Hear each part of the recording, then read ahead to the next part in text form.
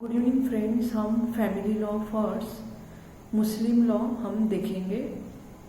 Last lecture में हमने introductions और हिस्ट्री और 1937 शरीयत एप्लीकेशन एक्ट हमने कवर किया था। तो आज के लेक्चर में हम स्कूल्स ऑफ मुस्लिम्स लॉ देखेंगे, कवर करेंगे। तो मैंने पहले के लेक्चर में भी बोला था, हर लेक्चर में मैं यानी कोशिश करती हूँ हर लेक्चर में कवर करने का कि आपको आंसर्स कैसे लिखना है, कैसे राइट डाउन करना है।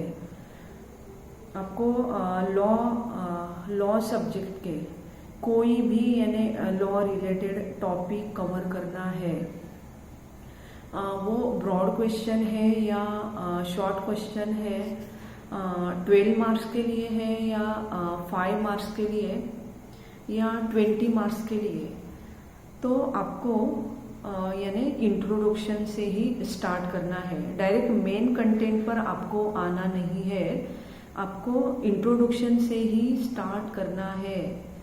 तो जो भी आपको क्वेश्चन पूछा गया है, तो वो क्वेश्चन कौन से एक्ट का है, तो वो एक्ट का आपको इंट्रोडक्शन देना है।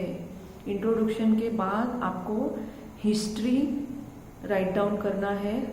हिस्ट्री के बाद आएगा मेन कंटेंट और केस लॉ देना है मेन कंटेंट के बाद। और केस लॉ ऑफ आपको इंट्रोडक्शन और हिस्ट्री में भी आपको केस लॉ का रेफरेंस देना चाहिए। और फिर history, introduction, history, main content, उसके बाद आपको केस लॉ डालना है। केस लॉ के बाद कंक्लूजन और सजेशन, ऐसा आपका क्वेश्चन कंप्लीट होगा। तो इसी स्टेप बाय स्टेप आपका आंसर होना चाहिए। तो हम आज के लेक्चर में schools of Muslims law cover करेंगे। तो मोहम्मद पैगंबर, इनको लाइफ टाइम सभी रिलीजियस के लोग एक ग्रेट लीडर मानते हैं। उन्होंने पूरे इस्लामिक वर्ल्ड को एक साथ किया था। उनके डेथ के बाद बहुत कन्फ्लिक्ट्स हुए थे, क्योंकि उनके डेथ के बाद बहुत कन्फ्लिक्ट्स हुए थे। कन्फ्लिक्ट्स क्यों हुए थे? क्योंकि उन्होंने हेयर डिक्लेयर नहीं किया था कि उनके बाद कौन हेयर होगा, ये उन्होंने डिक्लेयर नहीं किया था। तो सक्सेसर को लेकर बहुत कन्फ्लिक्ट्स हुए थे। इमाम के क्वेश्चंस पर दो ग्रुप बन गए। इमाम के क्वेश्चंस पर दो ग्रुप बन गए। उनको शिया और सुन्नी बोला जाता है। दो ग्रुप बन गए, तो दो ग्रुप को शिया और सुन्नी बोला जाता है। शिया ने क्लेम किया कि पैगंबर मोहम्मद इन्होंने खुद सूचित किया था। शिया ने क्लेम किया कि पैगंबर मोहम्मद इन्होंने खुद सूचित किया था कि हजरत ए अली सिर्फ इमाम के रूप में काम कर सकते हैं। शिया का मानना है कि हजरत ए अली ये इमाम के रूप में काम कर सकते हैं।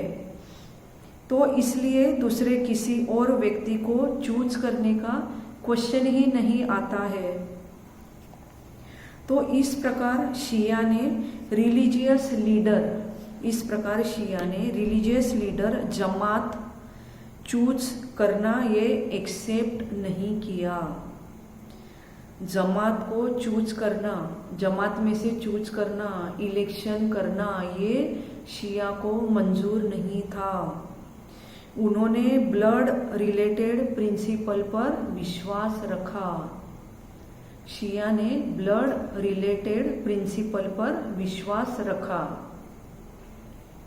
और स्वीकार किया।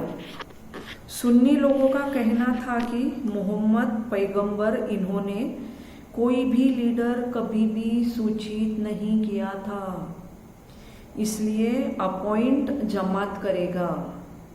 उन्होंने इलेक्शन प्रिंसिपल को स्वीकार किया। सुन्नी का कहना था कि इलेक्शन हो। मोहम्मद पैगंबर ये लास्ट प्रॉफिट थे, लेकिन उन्होंने जो डेवलपमेंट की थी तो इस्लाम मैनेजमेंट करना, प्रोटेक्ट करना, तो ये सभी के लिए लीडर होना आवश्यक था, क्योंकि मोहम्मद प्रॉफिट के बाद कोई भी लीडर नहीं बचे थे, उन्होंने किसी को डिक्लेयर नहीं किया था, तो एक लीडर होना बहुत आवश्यक हो गया था। तो इसी नीड की वजह से खलीफा ये संस्था इस्टेब्लिश हुई। प्रॉफिट के डेथ के बाद अबू बकर, उमर और उस्मान ये 3 खलीफा आए थे। प्रॉफिट मोहम्मद के डेथ के बाद अबू बकर, उमर और उस्मान ये 3 खलीफा आए थे। उस्मान के डेथ के बाद हजरत अली खलीफा बने थे। सुन्नी जनरली इन चारों खलीफाओं पर विश्वास रखते हैं। शिया सिर्फ हजरत अली इनको खलीफा मानते हैं। इन सिद्धांतों का मेन बेस है ट्रेडिशन। तो हमने शिया और सुन्नी का बर्थ कैसे हुआ वो देखा। अभी हम स्कूल्स देखेंगे। तो सुन्नी के 4 स्कूल्स हैं, लेकिन अभी हम इतना लेंदी लेक्चर नहीं लेंगे। आज के लिए हम यही रुकेंगे। नेक्स्ट लेक्चर में हम सुन्नी के जो 4 स्कूल्स हैं वो हम डिस्कस करेंगे। तो मेरा अगर लेक्चर आपको अच्छा लगता है तो प्लीज़ सब्सक्राइब कीजिए और लाइक शेयर कीजिए, तो आपको यानी मेरे आने वाले लेक्चर के बारे में आपको नोटिफिकेशन मिलते रहेगा। Bye bye, thank you.